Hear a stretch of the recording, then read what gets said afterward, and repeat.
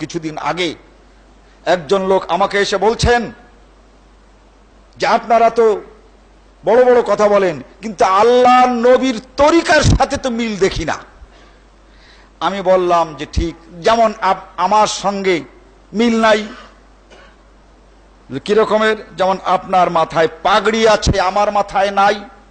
আমি কিছুক্ষণ আগে দেখলাম আপনি যখন নামাজ পড়লেন তখন ওই পাগড়িটা পেঁচালেন। নামাজ টামাজ যখন শেষ হয়ে গেল তখন পাগড়িটা খুলে কাঁধের উপরে রাখলেন। বলে হ্যাঁ, এই তো আপনাকে পাগড়ি দেখছি না। আমি বললাম আমার কাছে কিতাব আছে, সনদের সঙ্গে আপনাকে বুঝিয়ে দেব। হাদিস এই রকমের আছে, যে ব্যক্তি পাগড়ি পরে নামাজ পড়বে সে ব্যক্তি আর যে ব্যক্তি পাগড়ি পরে নামাজ পড়বে না। তো যে পাগড়ি ছাড়া নামাজ পড়লো, এই ব্যক্তি যদি 70 রাকাত নামাজ পড়ে তাতে যে সওয়াব পাবে, পাগড়ি পরে এক ব্যক্তি 1 রাকাত নামাজ পড়লে ওই 70 রাকাতের নামাজের সওয়াব পেয়ে যাবে। তখন উনি বলেন বেশক। আমি শোনেন, এই হাদিসটি জাল, একেবারে মিথ্যা কথা, আল্লাহর নবী জিন্দেগিতে কোনোদিন বলেন নাই। এখন আপনি এই জাল হাদিসটা মানছেন, আপনার পীর সাহেব এই জাল হাদিস মানছে, আর আমার মাথায় পাগড়ি দেখছেন না, এই জন্য তো আপনার পেট ব্যথা শুরু হয়ে গেছে। আপনি আপনার পীর সাহেবকে জিজ্ঞাসা করবেন, আমার কথাটা রেকর্ড করেন, এইটা সম্পূর্ণ জাল হাদিস। পাশে একজন জিজ্ঞাসা করেছে কোন কিতাবে আছে, বলে সেই কিতাবের নাম মওজুআত ইবনুল জাওজি আমার কাছে আছে, যাবেন। এখন বলে যে কি যে করি, আসলে পীর সাহেব কিন্তু এই কথা বলেছেন, আপনি যেভাবে বললেন এইভাবেই বলেছে।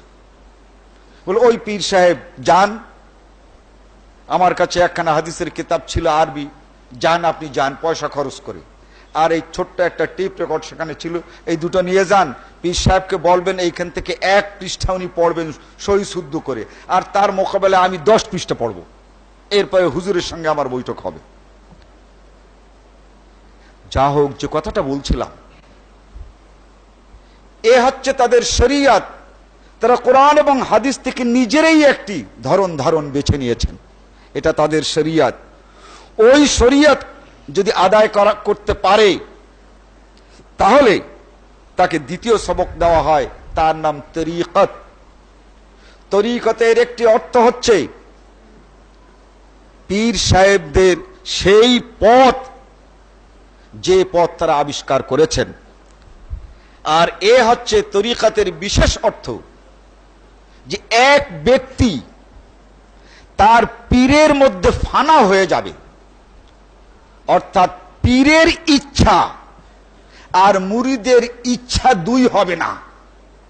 পীরের খেদমত করতে পারে না, তার জাগ্রত থাকা অবস্থায় পীরের খেদমত করতে হবে। অতএব পীর সাহেব যখন পেশাব করতে যান ওকে তখন পেশাব করতে যেতে হবে, না হলে যদি পীর সাহেব পেশাব করে বেরিয়ে পড়েন আর ও যদি তখনও পেশাব করতে থাকে, পীরের খেদমত থেকে বঞ্চিত হবে, পরমাত্মার সঙ্গে আর দেখা হবে না। পীর যখন পায়খানা করে তখনই তাকে পায়খানা করতে যেতে হবে, পীর যখন ঘুমায় তখনও একটু ঘুম পড়ে নিতে হবে। এইভাবে পীরের ইচ্ছার সঙ্গে নিজের ইচ্ছাকে নিজেকে সম্পূর্ণভাবে বিলীন করে দেওয়া, এটাকে বলা হয় ফানা ফি শাইখ। যে ব্যক্তি পীরকে তার নিজের ইচ্ছা দমন করে পীরের ইচ্ছায় নিজেকে রঞ্জিত করতে পেরেছে, এ তরিকাতের সবক হাসিল করে ফেলেছে। তার ইচ্ছা তার অনিচ্ছা সবকিছু যখন মুরিদের হয়ে যাবে, তখন এই মুরিদ তরিকাতের সবক পার হয়েছে, এবার তারে মারিফতের সবক দেয়া হবে। এই মারিফত হলো এই, পীর সাহেব একটা হিপনোটিজম শেখান, তিনি একটা মোরাকাবা শেখান, আর বলেন তুমি চক্ষু বন্ধ করে তোমার আমার এই কলবের দিকে নজর করো, এই কলবে আল্লাহ রব্বুল আলামিনের নূর দেখা যায়।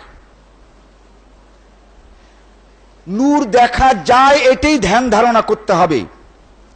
যারা মেসমেরিজম এবং হিপনোটিজম সম্পর্কে সামান্য জানেন, এই রকমের ধারণা করতে করতে করতে করতে নূর টুর কিছু না, ওইখানে এমনি নূর দেখা যায়।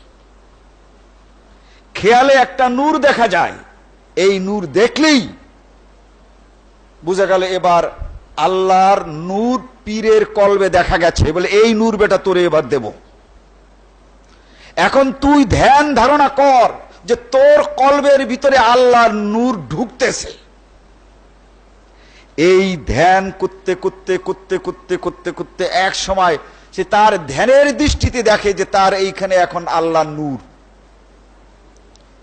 আবার সেখানে এই ধ্যান ধারণা দেওয়া হয়, এই নূর উপরে উঠতেছে, এর আল্লাহর আরশ তুমি দেখতে পাচ্ছ, এই ধারণা করো। দেখতে পাচ্ছ? বলে না হুজুর দেখি না। বলে আরো দেখ, আরো দেখ। দেখতে দেখতে দেখতে দেখতে এই মাথা তার এই ধ্যান ধারণা বিকৃত হয়ে যায়, তখন ওই আল্লাহর আরশও দেখতে পায়।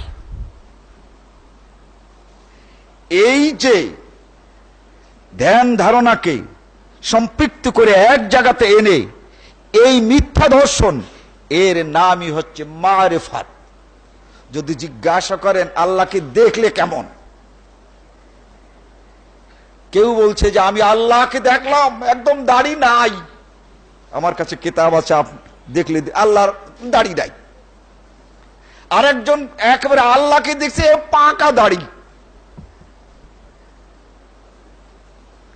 একজন মাওলানা পীর ছিলেন হাজি ইমদাদুল্লাহ মক্কি, ফয়েজ দেওয়ার পর জিজ্ঞাসা করেছেন আল্লাহকে দেখতে পেয়েছেন? কেমন? বলে যে হুজুর এই আমার বাড়ির কাছে একটা মেয়ে খুব সুন্দরী, একদম ওই সুন্দরী মেয়েটার মতো। তাহলে কি ধ্যান করেছে আল্লাহই জানে, এ কিতাবে আছে।